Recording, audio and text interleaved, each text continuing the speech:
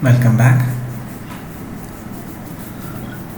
Previously, we discussed in detail the concepts of balanced scorecard, how it can be implemented in an organization, and its merits. So, now let us discuss some of the other non financial performance measurement tools. Next one, key performance indicators, otherwise known as KPIs.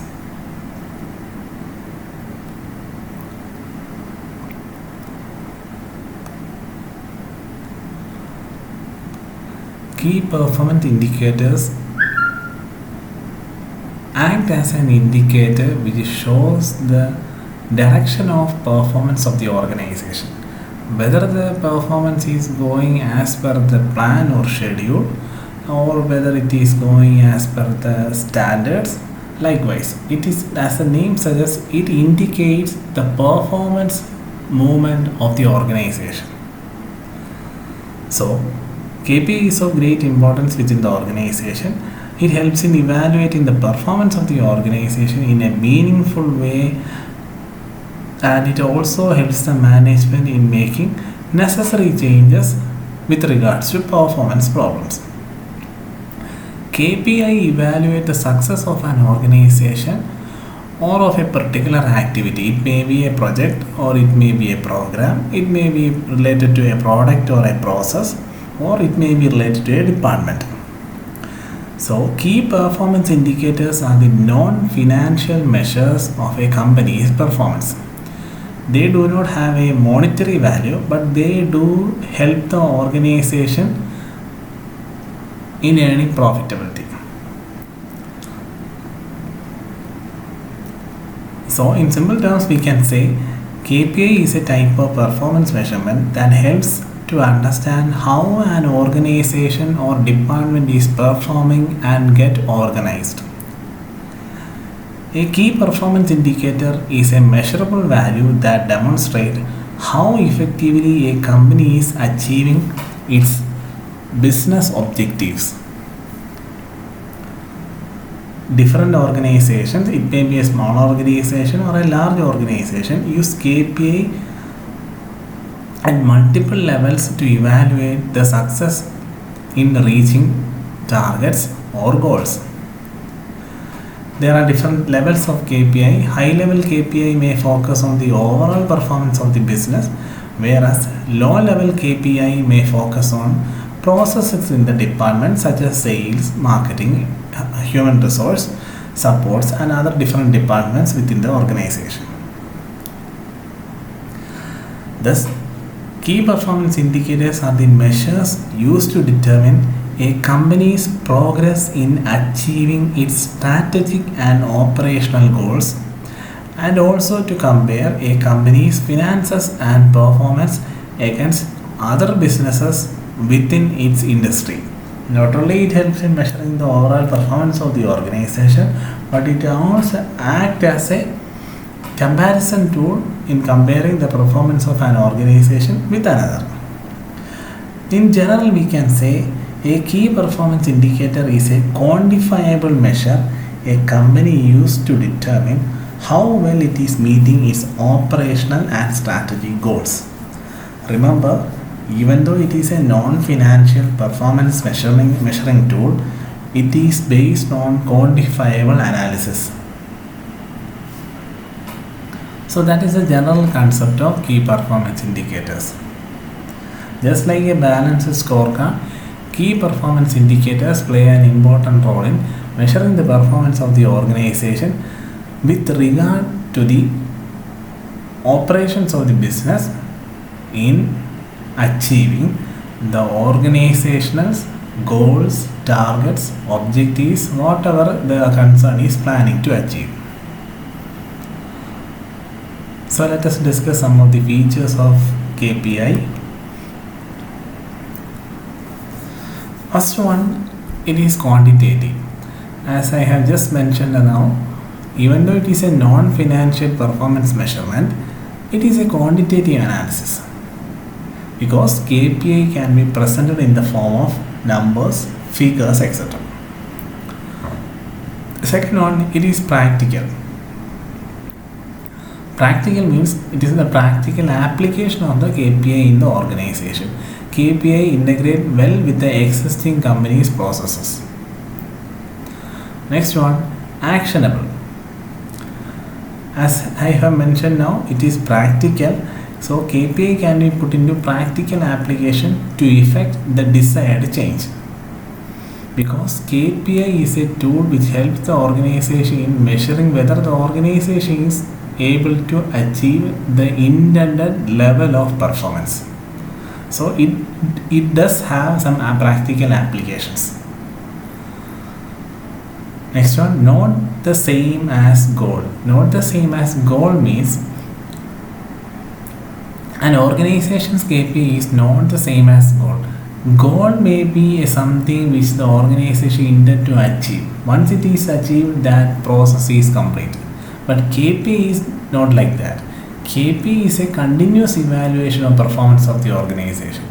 It may measure whether the organization is achieving goal or not. Once it is achieved, it will measure something else. So it's a continuous process. Not like achieving a simple goal or achieving a target or objective. It is not finished by completing a target or achieving a goal. It keeps on working to check the organization's performance. Finally, financial and non-financial performance. As I mentioned earlier, KPI measures financial as well as non-financial performance. Even though it is a non-financial performance measurement tool, it does study financial performance of the organization. So, let us discuss about some of the examples with regards to various indicators. Then you will get a clear picture regarding what is the application of key performance indicators within the organization. Different cases under key performance indicators, such as first one, financial performance. With regard to financial performance, how a KPI helps the organization in measuring performance. So, under financial performance, there are certain scales or certain standards on which an organization performance is measured. Under financial performance or under financial indicators, there are revenue act as one of the indicators for measuring financial performance, and how it can be used as a measure for checking the performance of the organization. We know that one of the main objective of organization is to earn profit, and main source of earning profit or increasing profitability is on the basis of revenue. Revenue from goods sold, it may be both cash, sold on cash or sold on credit, whatever it is. Revenue is an important KPI which measures financial performance. Next is inventory turnover. We have learned about the concept of inventory and inventory turnover. Inventory turnover tracks how quickly products held in inventory are sold. Higher the turnover means organization is efficient in performing its operations by disposing the goods at the earliest as possible. Next is cost of goods sold. This is also another measure for measuring the financial performance of an organization. This is a measure of the materials and labor costs incurred in making products. Depending upon the cost of goods sold, organization can measure whether it is performing well or not, whether the organization is able to minimize the cost of goods sold. Likewise. Next one, account receivable turnover. We have learned about account receivable turnover in the BCom 5th semester, and actually this is a ratio that quantifies how quickly accounts receivables on credit sales are collected from customers. In simple terms, it means how quickly the organization is able to recoup cash from its debtors. Shorter the period or shorter the time taken for collecting the fund means the performance of the organization is very good. Longer the time means it is not good. That is the concept. Day sales outstanding. Day sales outstanding means the number of days worth of receivables that have still to be collected. That is the time given to the debtors. The organization following a liberal credit policy will usually have a longer time when compared to a organization having a conservative policy. So, the number of days taken for the organization in realizing the outstanding sales. Shorter the period means organization is working well. So all these measures act as an indicator. We are learning about key performance indicators. If the organization want to measure the financial performance of the organization, there are some key indicators. These are some of the key indicators with regard to financial performance. By analyzing these indicators, organization can easily identify whether its financial performance is making a good pace. Next one, debt equity ratio. We have learned about the debt equity ratio in the 5th semester BCom. Debt equity ratio studies the organization solvency, whether the organization is maintaining the solvency ratio level or not. There is a standard for maintaining the organization's solvency ratio. If the organization is maintaining the apt standard, then the organization performance is well.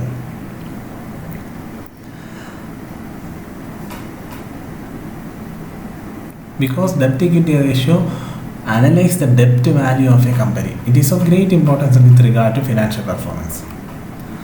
Next one, operating margin, otherwise known as operating profit. This is a measure of company's pricing strategy and its operating efficiency. It is calculated as a ratio between operating income and net sale. How much income has been generated from the sales of the organization. Income is operating profit, not the net profit. The actual operating profit with regard to the sales. Return on assets or equity. You have learned about return on assets or return on equity in the previous BCom sessions. Return on equity or return on asset is the measure of the money raised from shareholders. And return on asset is an indicator which measures the company's profitability to its asset. Whatever it is, in return on assets and return on equity, the actual activity happening is that how much fund has been used from shareholders so as to invest the same in the assets. That is a concept of return on asset or equity. Return on equity measures how much fund has been raised from shareholders, and return on asset means how much investment has been made in assets, and from that how much profits has been generated within the organization. Next one, return on investment. We have learned about that part. Return on investment, it is considered as the most frequently used profitability ratio. It is defined as a parameter that evaluates the performance of a business by dividing net profit by net worth. We have learned about that part. We are not going any further into that part. And finally, earnings before tax, depreciation and amortization.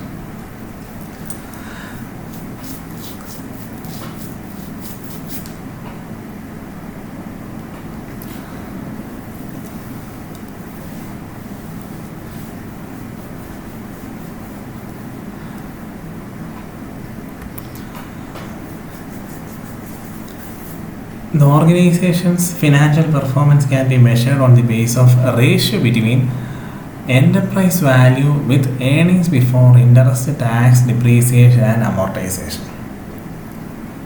Because it helps to analyze the debt value of a company with regards to the financial performance of the organization.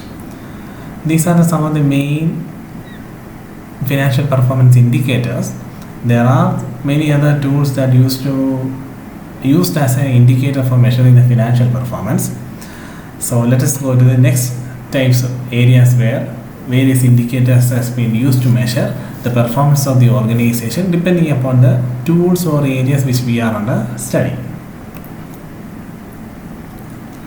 Next one, human resource performance. We all know human resource is the most important resource of the organization. Whatever the capital structure or whatever the investment or nature of the business, it is a human resource that play an important role in the success of the organization. So, with regard to human resource also, there are some of the indicators that has to be considered whether the organization is working well with regard to human resource. That is whether it is using its resources efficiently or effectively. And first one is revenue per employee. This is an indicator of the productivity of the company's workforce. It measures the amount of sale per employee and also measures the efficiency of the utilization of human resource. In simple terms, it means the contribution per employee. How much amount has been raised due to the performance of that particular employee. Higher the contribution per employee, more efficient or more the performance is very good. Lower, it's opposite. Next one, employee satisfaction index. It helps to understand how satisfied the employees of a firm or department are. If the employees are satisfied, they will have more morale, they will be more loyal to the concern. High morale and loyalty will lead to efficiency and effectiveness, ultimately increasing the performance of the organization. So, employee satisfaction index acts as an indicator for measuring human resource performance. Salary competitiveness ratio. This helps to gather the data on the competitors' pay or industry average pay and allow to compare this with our company's own salary level. The simple meaning is that if we are owning a company, there will be employees within our organization and we will be paying salary for the employees.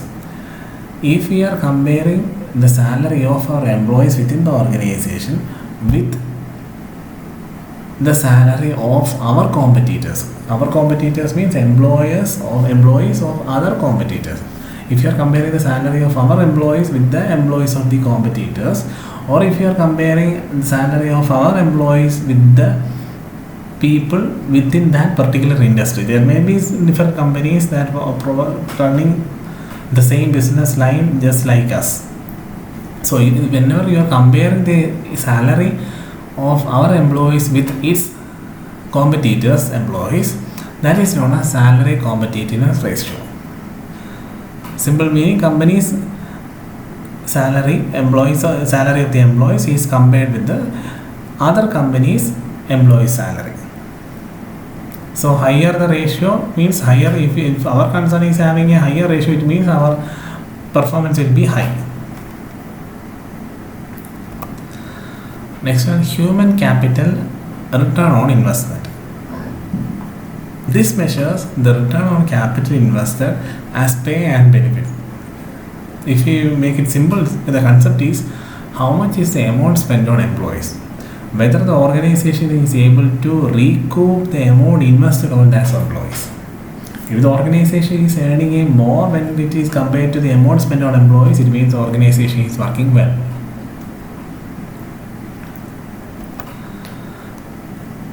Employee turnover rate.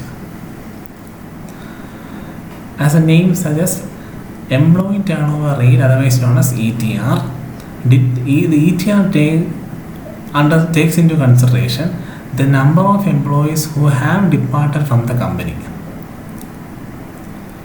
and it helps in studying the ratio of the number of employees who have departed from the company and dividing it by the average number of employees. If the ratio is high, it means the turnover is quite high. Turnover high means the employees are frequently leaving our concern. Employees' frequent turnover from the our concern is not a good sign when it is come to the performance level of the organization.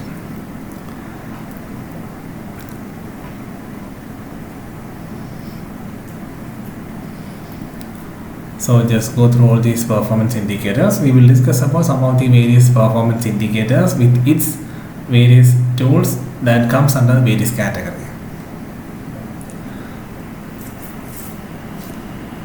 There are many types of performance indicators when it compared to various levels for which the organization performance is measured, and under each indicators there will be some of the tools. We will discuss in detail each tools in the next session.